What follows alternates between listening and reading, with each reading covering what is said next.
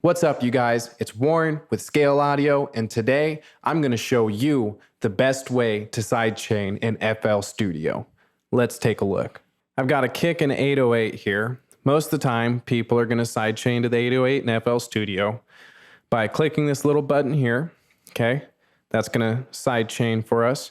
If it's turned up like this, we don't want that. That's going to make volume come through this channel. Okay, if I turn it down, we're not going to get any volume, but that's what we want for sidechaining. To show you, if I play the pattern, I turn that down. That was our 808 that we just removed. So that's the idea of that knob. Now that we have sent our kick to this 808, we are going to choose the FL limiter. Now this is what people normally do. What you have on here is on this compressor section, you have a sidechain option. So if I turn this up, what's going to happen is, you see that right there? That's our kicks. If we turn our ratio and we bring that threshold down, as you can hear, well, hopefully, I tried to make this 808 so you can hear it on all speakers. I'll boost this a little bit.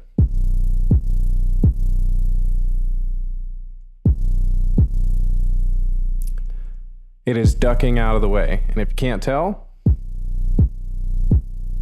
there's it way exaggerated.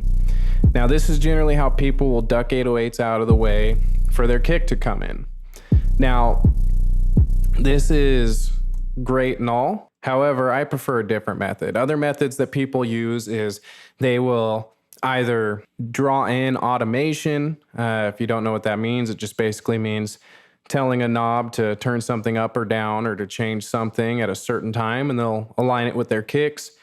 Or they will do complicated things like split frequency channels and automate a frequency channel by itself. What I like to do that I find a lot simpler, but people think is difficult, it's not, I will show you, is using a Fruity Peak controller. So let's get rid of this limiter here. Okay. Now, if I go back to the 808 here and I pull open a Fruity compressor, okay? We got our Fruity Peak controller here. These are all stock plugins. This is something, I'll just put it on the kick so I can start from the beginning. There we go. If you'll watch, every time that the kick plays, we'll get a little bit of something going on here. So what I like to do is I like to boost this, okay?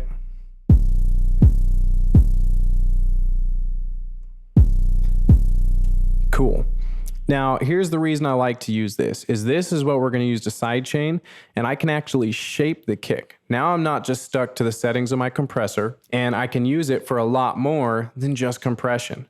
So to show you basics with compressor, I'll show you something even cooler and how I actually like to sidechain my kicks. We're going to go here, and this is why it becomes difficult for people. Okay, you're going to link this to a controller.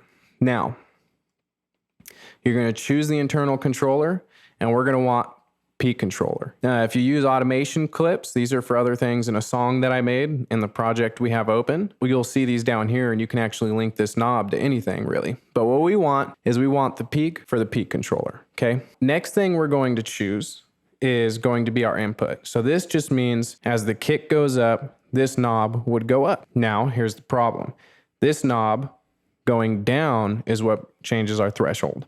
So we're going to go inverted. Just click the drop down.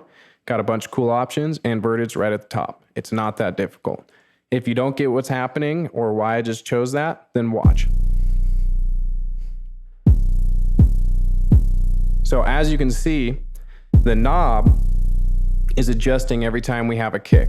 Now, if I change the ratio, we now have sidechain compression.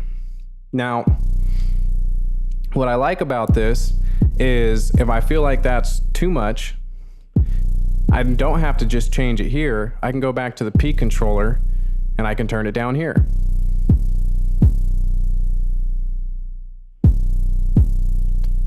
Right? So That's something I find really cool about this controller. Now, I don't actually like to compress my 808s when I sidechain because you're losing all the high-end frequency and low-end frequency when that kick happens. And that's cool and all, but I'm sorry, I still want the sub in my 808 to bang while my kick's going. And you just can't do that when you're sidechain compressing. So what I like to do is I'm going to get an 80, or I'm going to get a parametric EQ or just any EQ. And what I'm going to do here is I'm going to cut some space out for this kick. So I'm going to listen to the 808 and the kick play, and I'm going to make this so that the kick comes through really nice.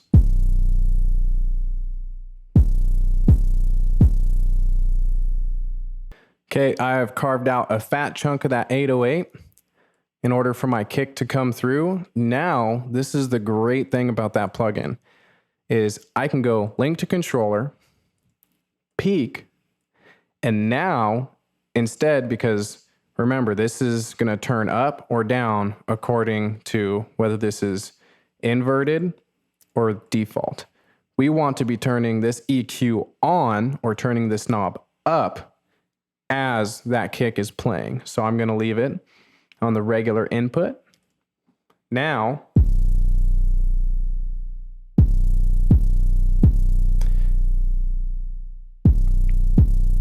and now I don't have attack and release settings like you do with a compressor, but if I go to peak controller, I can change it here.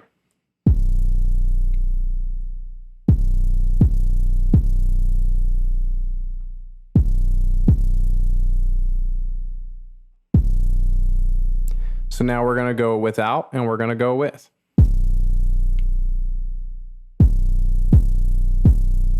With.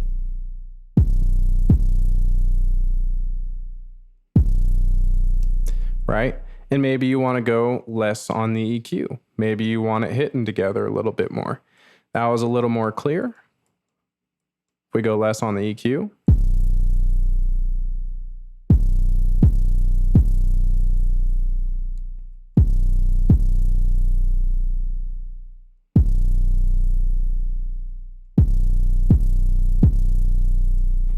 Now, another reason I like this method, if I go to song,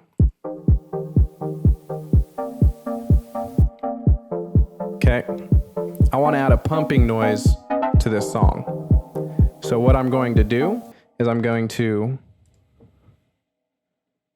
create an automation clip, or sorry, wrong button. I'm going to link to controller. I'm going to go to the peak. This one, I want the knob to turn down as the kick goes, so I'm going to invert this. And if you're ever doing this and you have issues, huge thing to note, this remove conflicts button, make sure it is off. That thing is super annoying. What's going to happen is if it's on and you choose this, then it's going to get rid of anything else that's using the peak from the peak controller. So that would get rid of it on my 808. I don't want that. I'm going to turn that off. Accept it. Now,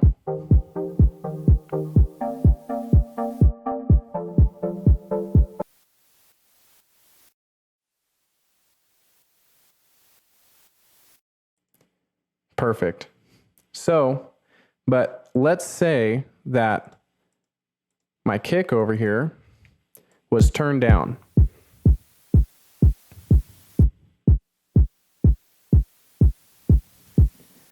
It's just enough that it was affecting the 808 how I want it to, but it's not touching the white noise. This is why I like this, okay? We're going to go link to controller. If you multiply this by anything, it'll increase it by that number. So if I multiply by 2, it's going to go by half. If I multiply by 4, it's going to go quadruple. If I multiply it by 1.5, right? So if I do this, this knob's going to react more to that kick.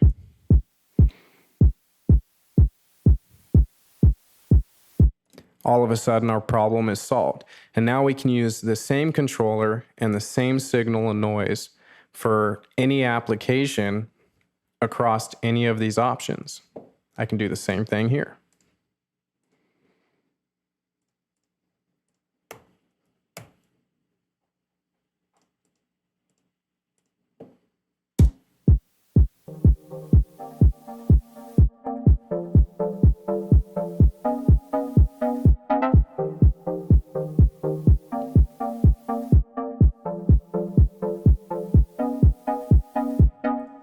And that is how to sidechain with FL Studio stock plugins in the way that I prefer to do myself.